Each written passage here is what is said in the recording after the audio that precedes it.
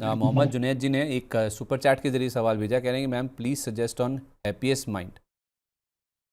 Happiest mind, okay. Happiest mind चला नहीं ना। स्टॉप लॉस भी लिया था शायद इसने 470 का। यस, हैप्पीएस्ट माइंड अभी हमारा स्टॉप लॉस हो गया 470 का, तो अभी इसमें फिलहाल कोई फ्रेश एंट्री का व्यू नहीं है।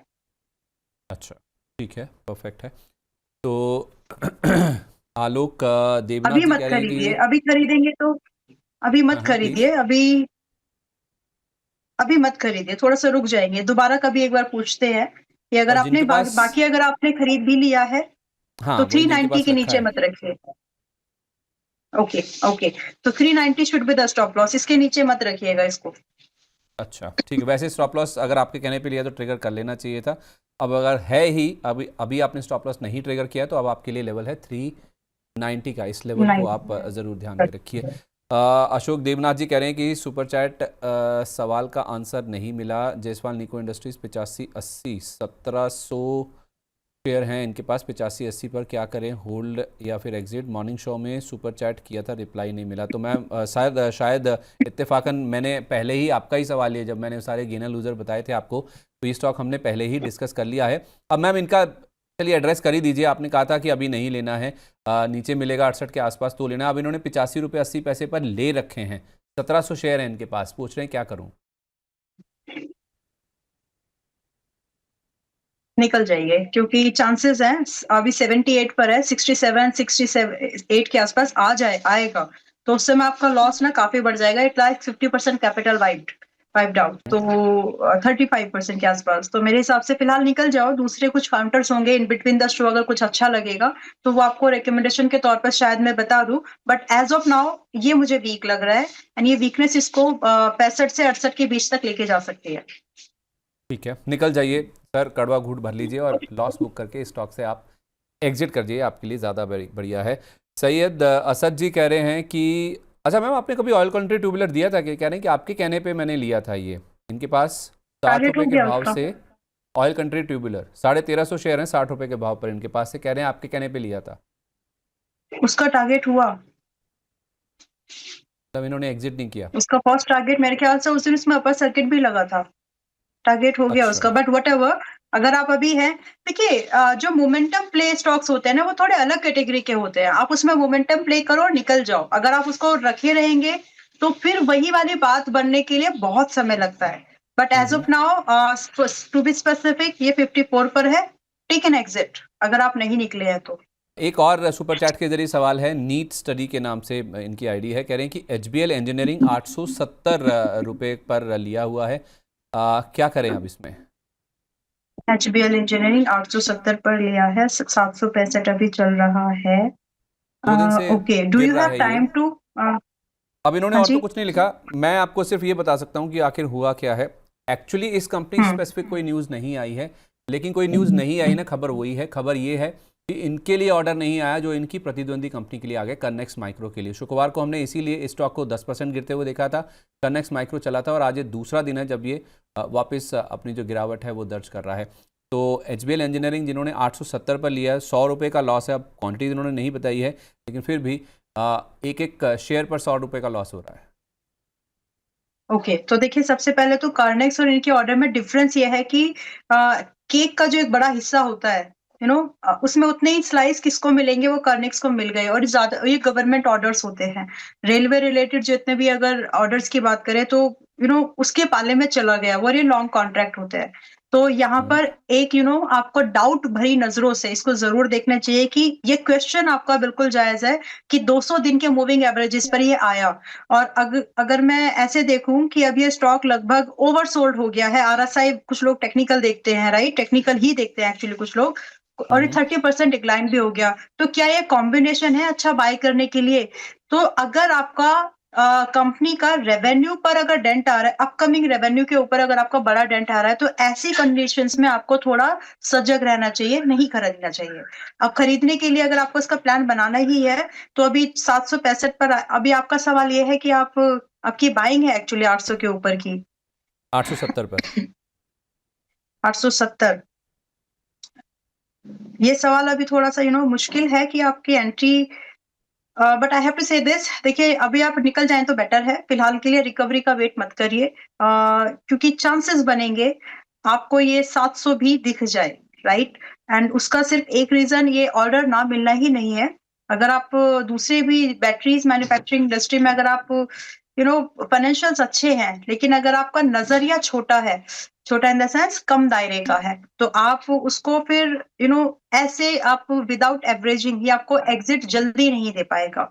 तो इन माय ओपिनियन अभी ये 765 के आसपास है, या तो निकल जाइए वन, या फिर ये और सरकेगा नीचे की तरफ तक, जहां पर ये 700 और 680 की रेंज में आएगा। अगले कुछ हफ्ते लग सकते हैं, हो सकता है पूरा जनवरी या फरवरी भी लगे, वहां पर आप थोड़ा बहुत एवरेजिंग कर सकते हैं। वो इसलिए मैंने बोला है, एनर्जी सेक्टर को लेकर के व्यू बुलिश है। एंड जो भी कंपनीज एनर्जी बैटरीज या फिर स्टोरेज में काम कर रही है, डायरेक्ट एनर्जी मैन्युफैक्चरिंग इंडस्ट्री में काम कर रही है, उनको फायदा हो सकता है इस बजट के दौरान भी, अगर कुछ पीएलआई स्कीम्स वगैरह भी आ गई तो। So considering all that situations, अगर आपके पास समय है तो ही होल्ड करो, अगर समय नहीं है तो आप एग्जिट का प्लान करिए। समय है और आप होल्ड कर रहे हैं तो 700 से 680 के पास एडिशन करने का व्यू रखिएगा। एंड इसके बाद आपको जो टारगेट है, कम से कम आप 900 रुपए का एक मिनिमम टारगेट, और दूसरा टारगेट लगभग 1000 का। But when we are discussing all these things, ये लगभग मैंने यहाँ पर आपको 9 से 10 महीने की बात की है। तो अगर आप उससे कंफर्टेबल हैं तो आप इसको होल्ड रख सकते हैं। Maintain a stop loss at 645। तो आप इस हिसाब से भी डिसीजन देखिए ले सकते हैं कि नहीं। ठीक है, परफेक्ट है। ओके, अच्छा शाहनवाज जी हमारे एक दर्शक हैं, कह रहे हैं कि सुजलॉन में फ्रेश बाय कर सकते हैं इन लेवल्स पर। 47 के पास आ गया सुजलॉन आज। यस, एक 52 के सेकेंड। आसपास शायद हमारी बात हुई थी लास्ट टाइम। यस यस, तो अभी ये 47 के आसपास आ गया है। जो सीरियस इन्वेस्टर्स हैं, ट्रेड नहीं कर सकते आप इसमें, it's not a trade live stock नहीं है ये। तो अगर आप इसमें एंट्री बना रहे हैं थोड़े थोड़े छोटे छोटे कदम, या जो भी इसको बोलते हैं स्कैटर्ड वे में, आप थोड़ा थोड़ा सा पैसा डालना यहाँ पर शुरू कर सकते हैं, up to 45, sorry, up to 45।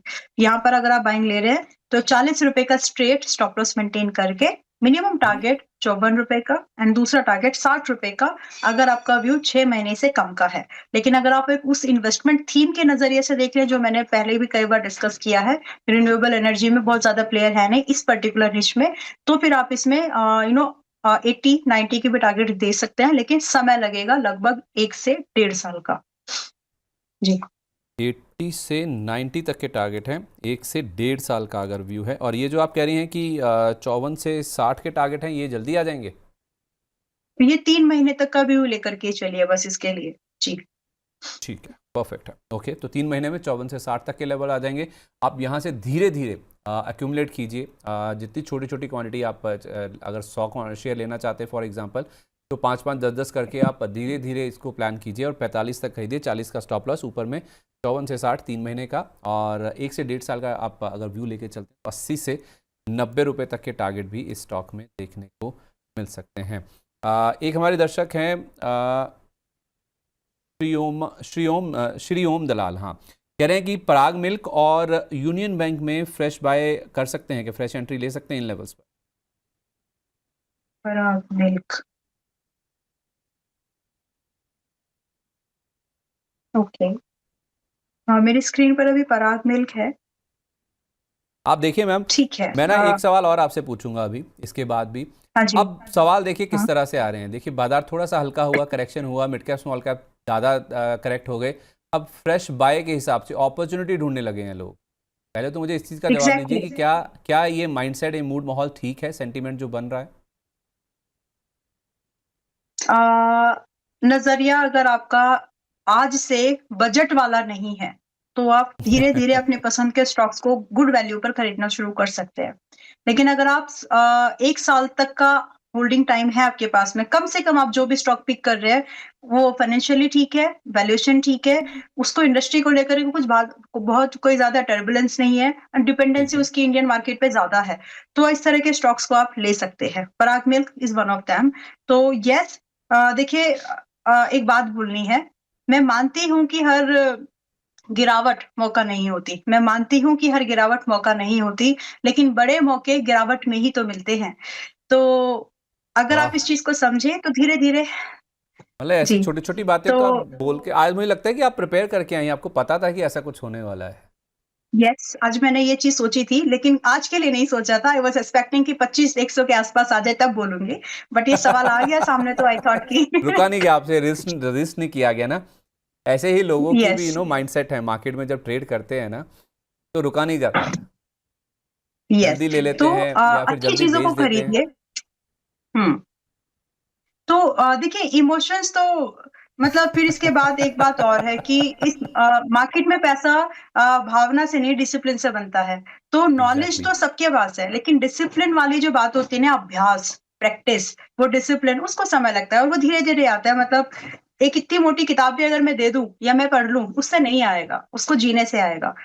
Well coming back to the Parag milk, Parag milk का भी 271 पर आ गया है। खरीदार खरीदने लायक है, सिर्फ उस हम्म। कंडीशन में कि यहाँ से अगर ये आपको थोड़ा-सा और डिप दे, कंडीशन कुछ भी बने, मुझे नहीं पता रिज़ल्ट खराब आएँगे या कुछ और रीज़न आएगा। इंडिया की जो मिल्क मार्केट है उस किसी दूसरे किसी उनके लिए ओपन एक्सेस मिलेगा क्या किसी को? रीज़न कुछ भी बने, अगर पराग मिल्क आपको 250 पर दिख जाए एक बार और, तो वहाँ पर थोड़ा बहुत एडिशन करने की ज़रूर कोशिश करें। एंड यहाँ से आपका एवरेज प्राइस जो लगभग-लगभग 265-260 का बनेगा अगर आप ये करते हैं तो।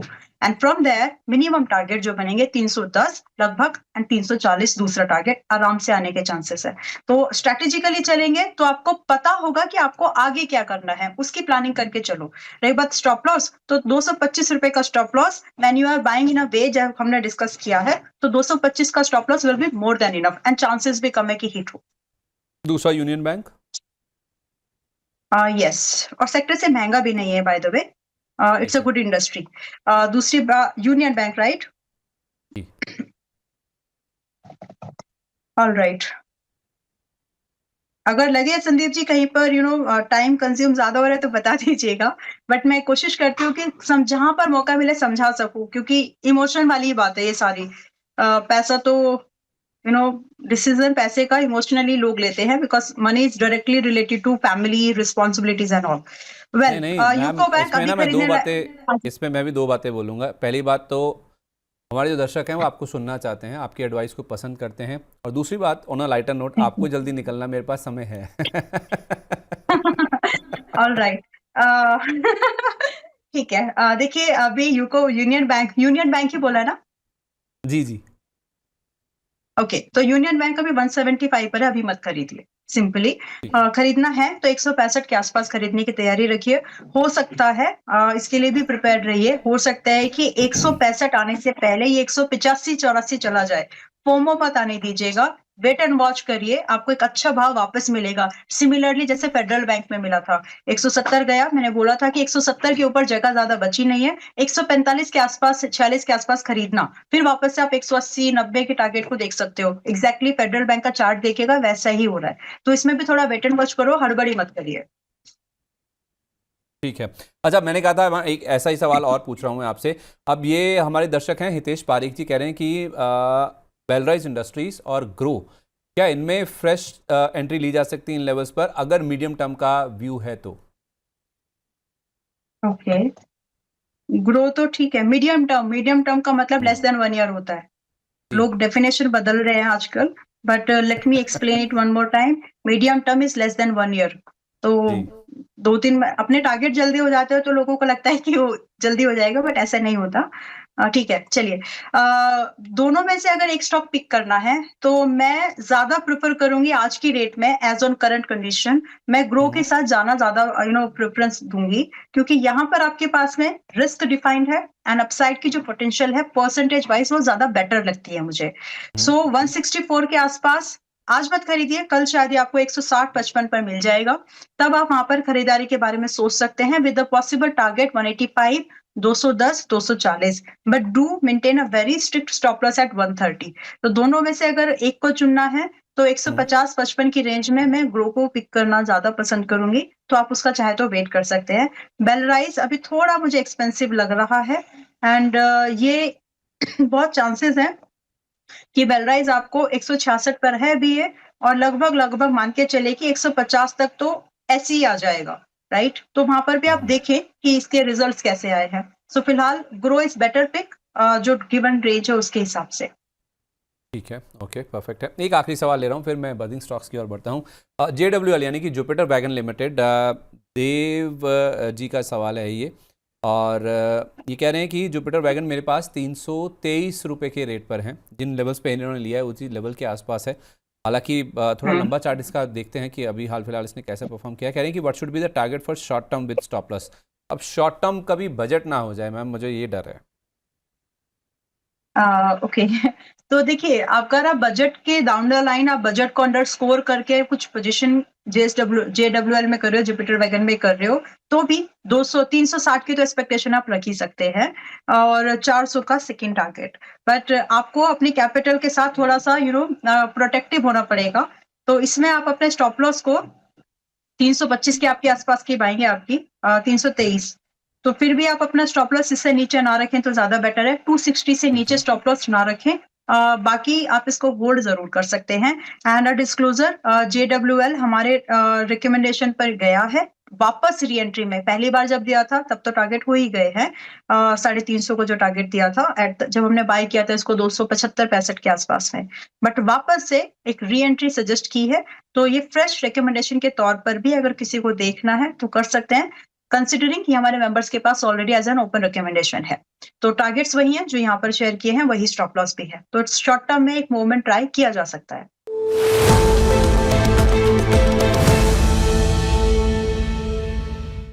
चलिए मैम, ओवर टू यू। समय आपके पास है, आप जानती हैं आपको कब जाना है। चुन चुन के बताइए क्या अब आप चुनकर लाई हैं हमारे दर्शकों। देखिए, मैं आज ज्यादा स्टॉक्स तो नहीं डिस्कस करना चाहती, लेकिन एक चीज जो हम लोगों ने डिस्कस किया था, USD INR 91 निकल गया।